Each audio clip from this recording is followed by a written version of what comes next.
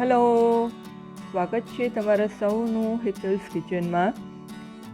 આજે હું સરસ એક નાસ્તાની રેસિપી લઈને આવી છું, જે ખાવામાં ખૂબ જ ટેસ્ટી છે, સાથે હેલ્ધી છે અને ઉપરથી એટલી સરસ ક્રિસ્પી ક્રન્ચી બની છે। તો સૌથી પહેલાં એના માટે બટાકા બાફી લેવાના છે। તો વરાળથી આ રીતે બટાકા બાફી લીધા છે। ઠંડા થાય ત્યારબાદ તેને આ રીતે બટાકાને મેશ કરી લેવાના છે। સાથે પલાળેલા પૌવા એડ કર્યા છે, ચોપ કરેલી ડુંગળી, સાથે ધાણા લીલા અને થોડા પુદીનાના પાન સમારીને એડ કર્યા છે, વાટેલા આદુ મરચાં લસણની પેસ્ટ,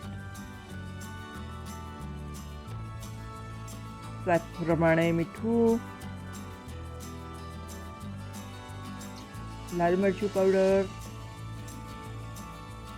આમચૂર પાવડર ખટાશ માટે, તમે લીંબુ પણ લઈ શકો છો।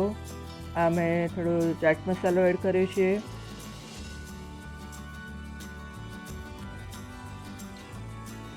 થોડી આમચૂર લીધો છે એટલે સ્વાદને બેલેન્સ કરવા થોડી ખાંડ લીધી છે, 1 ચમચી જેટલી।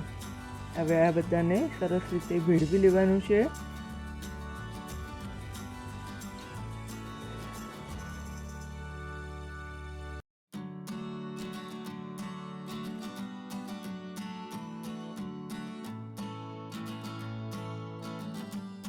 થોડુંક ગરમ મસાલો બી એડ કરવાનો છે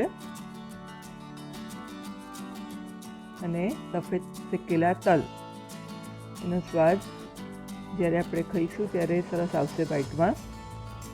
આ મેં ચીઝની સ્લાઈસ લીધી છે। હવે આપણે જે માવો બટાકાનો તૈયાર કર્યો, પૌવા બટાકાનો, એને આ રીતે શેકી લેવાનું છે અને ચીઝને અંદર ફિલ કરી દેવાનું છે અને આ રીતે રોલ વાળી દેવાના છે।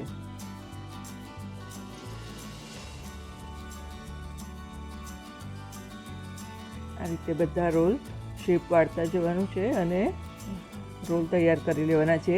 સાંજના ટાઈમે આ નાસ્તો એટલો સરસ લાગશે, ચા સાથે ખાવાનો ઇવનિંગ સ્નેક્સની રેસિપી છે આ, બહુ સરસ મજા આવશે, ટ્રાય કરજો।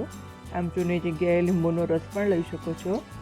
લીંબુના રસથી ઘણીવાર કેવું થાય, બટાકા સારા એવા બફાઈ ગયા હોય તો ટેક્સચર થોડું ઢીલું થઈ જતું હોય છે। હવે આ આપણા મકાઈના પૌવા હોય છે એ 1 વાડકી લઈ લીધા છે અને ખારણીમાં એને થોડા અધકચરા વાટી લેવાના છે। જો આ રીતે અધકચરા વાટી લીધા છે। હવે 2 ચમચી કોર્નફ્લોર લીધો છે અને થોડું પાણી નાખી અને એની સ્લરી તૈયાર કરવાની છે। જો આ રીતે સ્લરી તૈયાર કરવાની છે।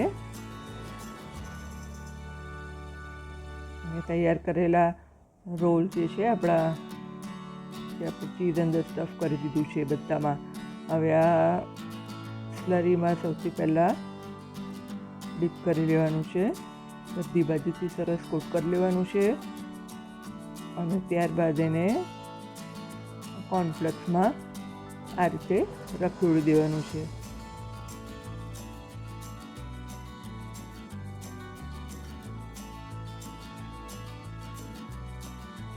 ગેસની ફ્લેમ મીડિયમ રાખી અને આ રીતે બધા જ રોલને તળી લેવાના છે, ગોલ્ડન બ્રાઉન કલરના થાય ત્યાં સુધી તળવાના છે।